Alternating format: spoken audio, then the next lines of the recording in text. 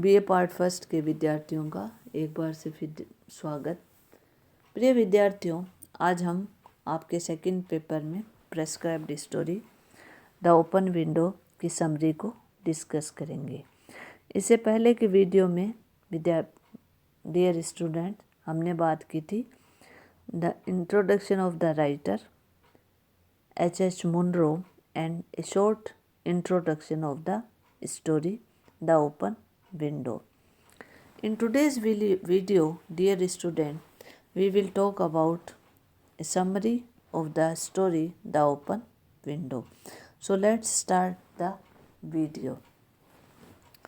Frampton Nuttall is a single man in a new town.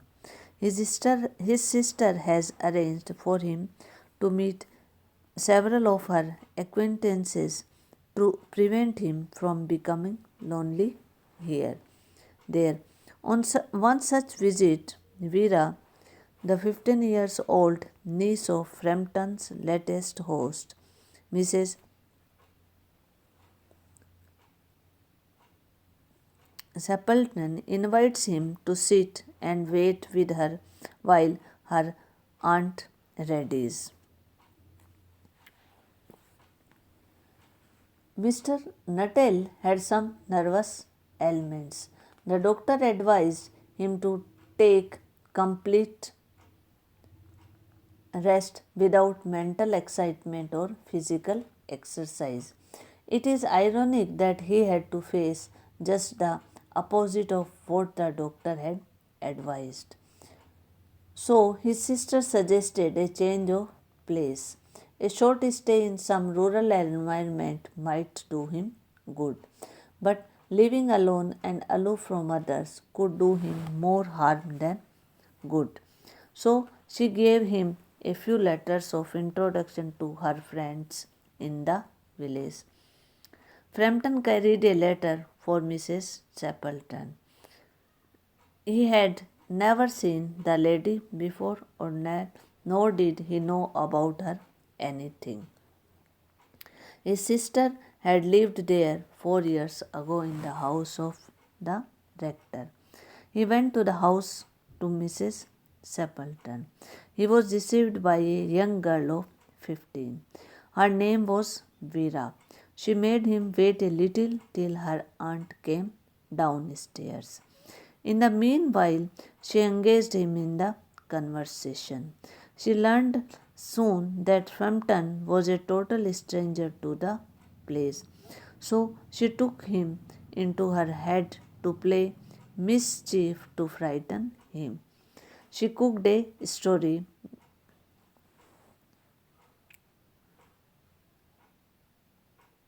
as he waits.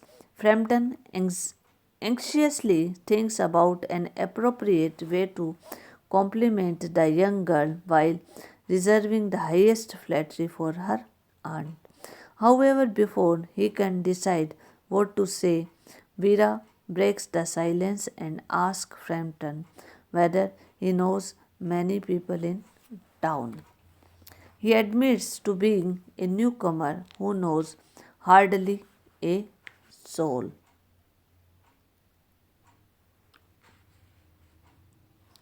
and explains with a note of exhaustion that he is in the process of visiting all the contacts his sister made in the town 4 years ago.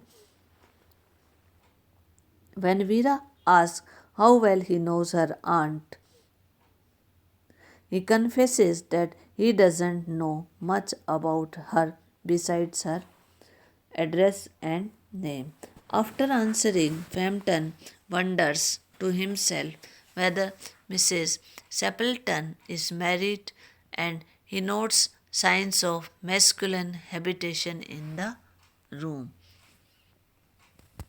After determining that her aunt is a virtual stranger to Frampton, Vera decides to inform him of her aunt's great tragedy, which she states occurred 3 years ago, shortly after Frampton's sister left the town.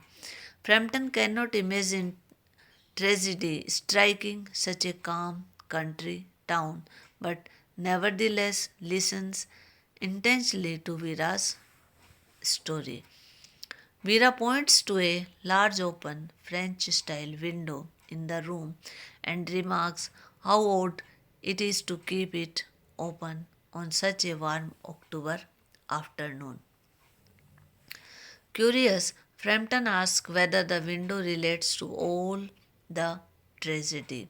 It does.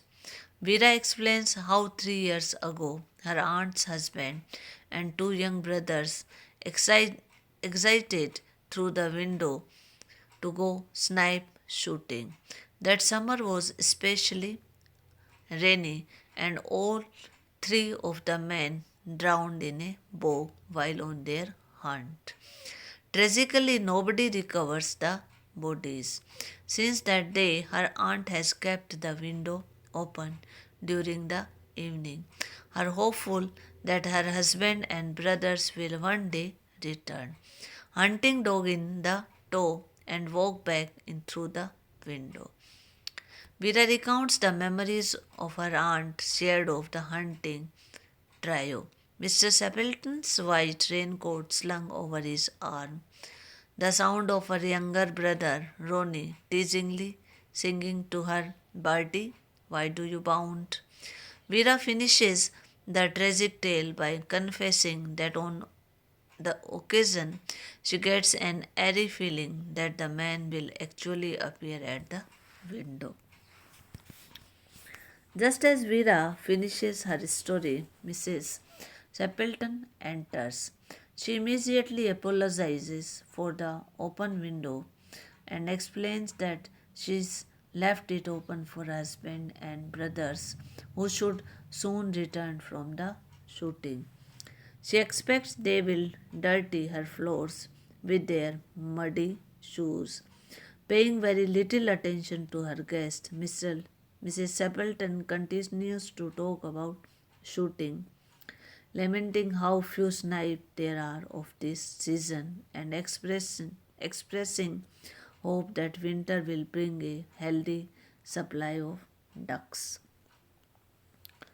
Frampton listens, aghast at the grimness of the situation. He attempts to shift the conversation away from the hunting expedition, but Mrs. Stapleton cannot be redirected. Frequently looking especially out the open window as she prattles on about hunting. In a final desperate attempt to shift the conversation, Frampton explains the trouble he has been having with his nerves.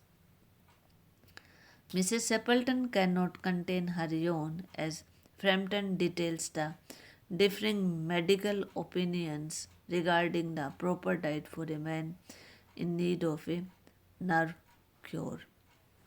Suddenly, Mrs. Stapleton jumps to attention and excitedly remarks that the hunting party has finally returned. Unbelievingly, Frampton looks to Vera, expecting to share with her look of pity at the depth of Mrs. Stapleton's delusions, but Vera does not return his gaze. Instead, she looks out horrified into the lawn. Frampton quickly turns towards the window and notices the silhouettes of the three men, each armed, walking towards the house. One of them has a white coat draped over his arm. Following just behind is the silhouette of a small hunting spaniel. The men enter the house and one of them sings out, Bertie, why do you bound? At that moment, Frampton grabs his belongings and bolts out of the house, narrowly escaping a collision with a passing cyclist on the street. One of the men, presumably Mr. Stapleton, asks Mrs. Stapleton about Frampton's quick exit. She explains that the fleeing man is named Mr. Nuttall and wonders why he looked as though he had seen a ghost. Just then Veera interjects that it must have been the dog that frightened Frampton. She then tells a story, short, extravagant story, detailing Frampton's supposed deep phobia of dogs stemming from an awful incident in which a pack of dogs chased him through a South Asian cemetery and forced him to hide away all night in a freshly dug grave.